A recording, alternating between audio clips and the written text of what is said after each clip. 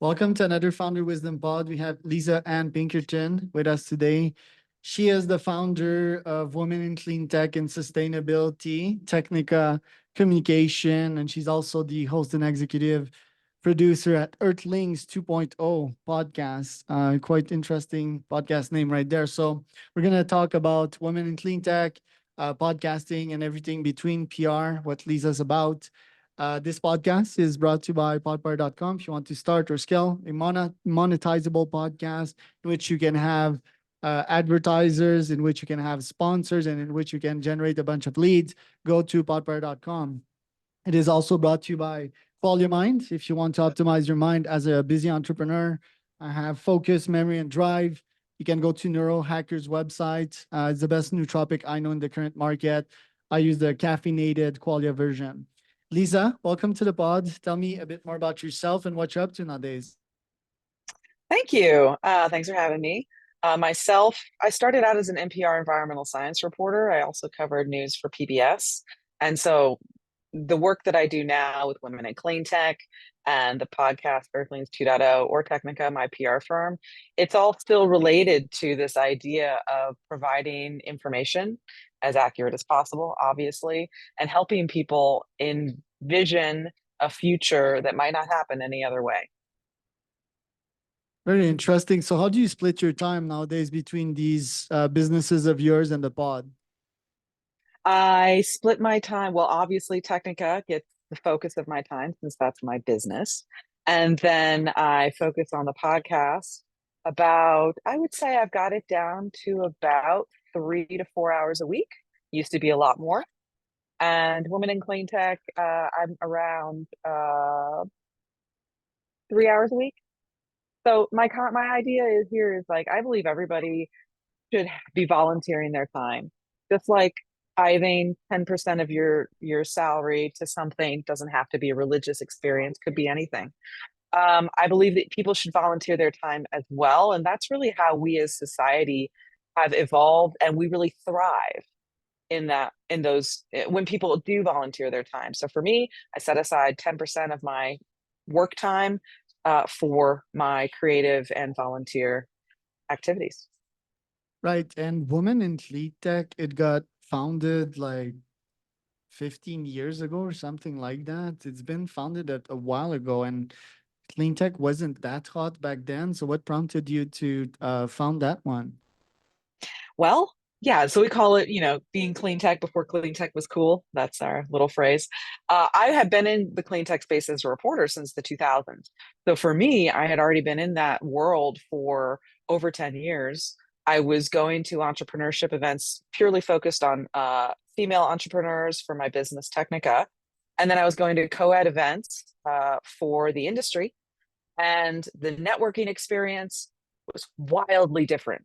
I would go to the women's meetings. I felt inspired. I felt encouraged. I felt supported. I felt excited. And then I would go to these co-ed events, and the men that met me would either assume I was somebody's assistant or I was right out of school, but not that I was a business owner. And when I told them that, they'd shake my hand harder. They'd be like, "Oh, interesting. Tell me more."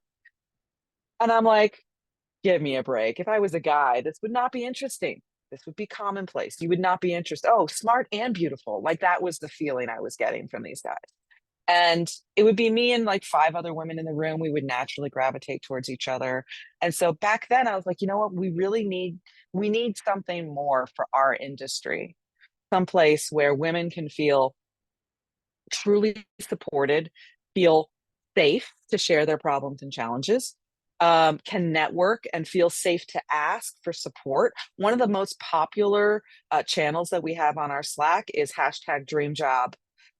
There are posts every day there. And within an hour, at least, somebody's responded. Hey, I know somebody there. Hey, DM me. I'll help you out. Right. It's fast. Like the way women network it's incredible. And so giving them a platform and a community where they can feel like they can just act as themselves and not worry about how they're being perceived is truly powerful. Right. And how has that evolved nowadays? Like women's perception, uh, in a male-dominated circle of entrepreneurs. I appreciate that the last 10 years or so, it has become more commonplace for women to understand that there are these differences and it's okay for them to share their experiences with others. Frankly, a lot of women come to me and ask me, how do I deal with this situation? And I say, you just need to call it out. You don't have to be mean about it, but most of the time, the experiences women have interacting as a solo woman on a team or what have you, most of the time, if I can just talk generally about men, they don't even know that they're being rude or that they're being offensive or what have you, right? But you only know that if somebody calls it out. And you can do that in a friendly way, in a private way. And most people are thankful to have the feedback because they're unaware. And so we spent the past 10 years identifying some of these problems. Some people call them microaggressions or whatever. I those are the terms that are being thrown around. But I think ultimately it's about bringing awareness to a situation because once you're aware of something, you can change your behavior and you can be more responsible about it. And so that is the growth that we have seen over the past 10 to 15 years.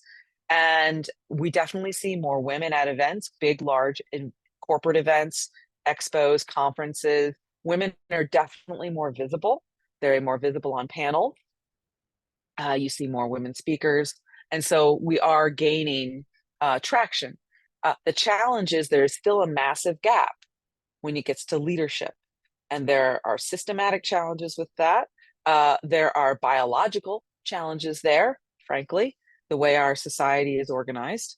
And so there's still a lot to be done on the corporate level and within startups to ensure that women feel supported to do what they want to do regarding their families and still continue to grow their career so that they can get to a leadership position if they want to. In terms of clean tech, what has evolved in the field? It seems that clean tech's pretty hot nowadays. That's another win for the planet, I guess.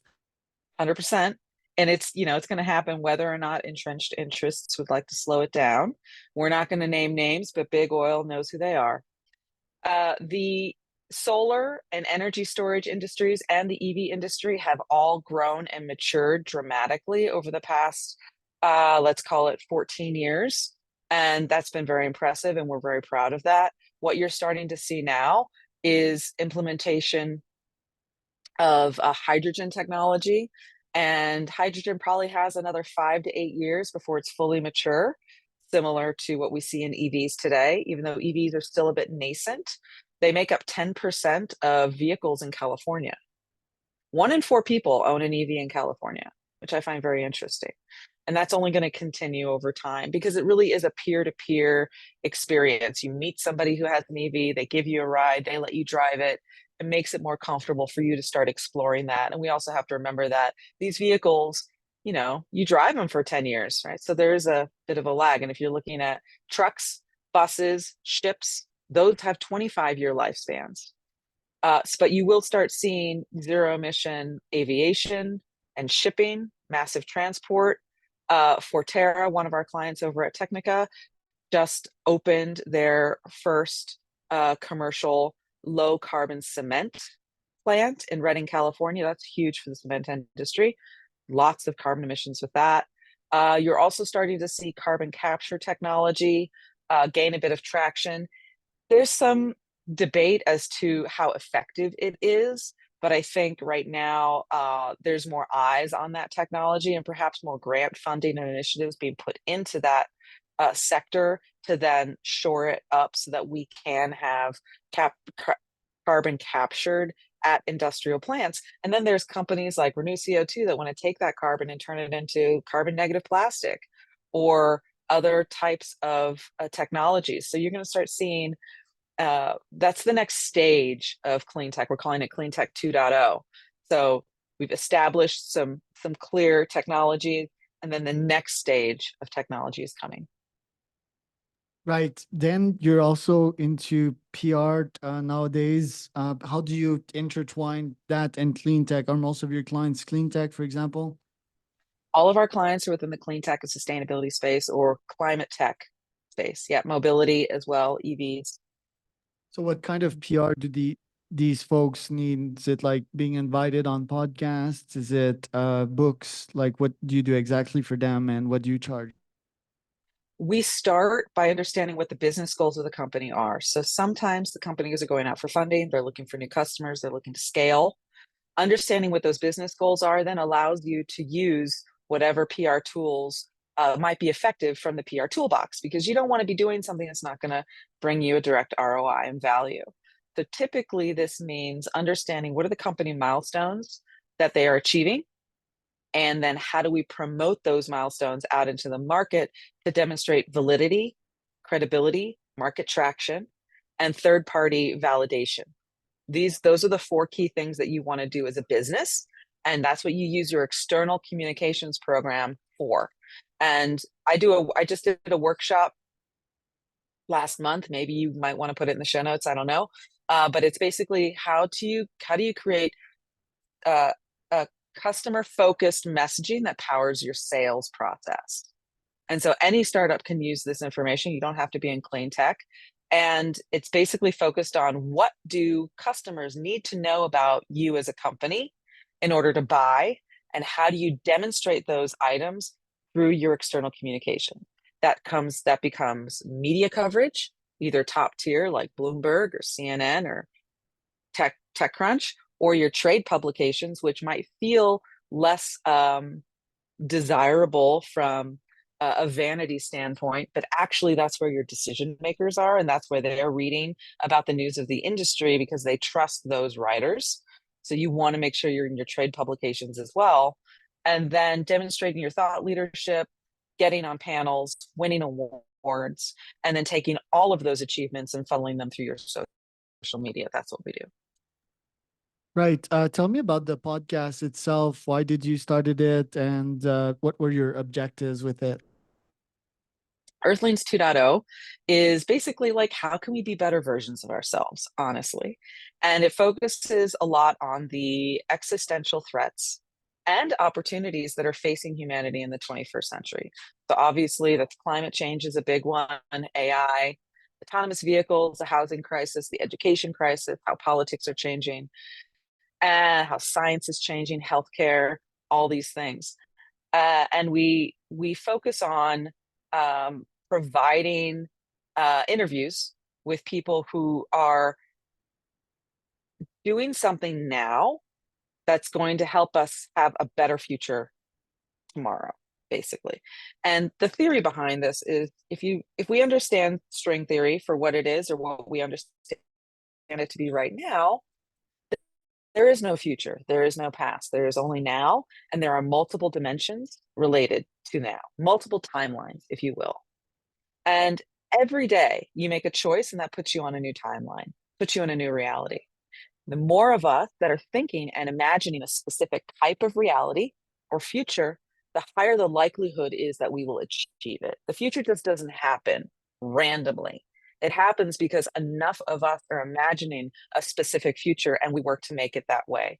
So the Earthlings 2.0 podcast is focused on providing people with information and inspiring them to imagine a world that they might want to create, and what's happening today to help us make better decisions for the future. What are your top goals for this year? What do you want to achieve? My top goals. Well, I certainly have a revenue goal for Technica, and we're pretty close to achieving that. So that's exciting. Women in Clean Tech and Sustainability, we're setting up some new chapters, one in New York. So anybody out there who wants to help us build a chapter in New York, hit me up. Same thing with Europe, London, Paris, Luxembourg, Belgium. These are places, and India as well. These are places where we're building chapters. And so I want to shore up women in clean tech as well in terms of the board and this outreach into these chapters this year. And, for the podcast, I also have a number of episode downloads average that I'm looking to hit, and we'll probably hit that by the end of the year. So that's exciting. Very cool, Lisa. And where can people find out more about you? You can Google my name and you'll find me everywhere, but Technica.inc. is the best place to find me. I'm also on LinkedIn, so hit me up and give me a note and tell me you heard me on this podcast. Otherwise, I might just ignore your request because I get a lot of those.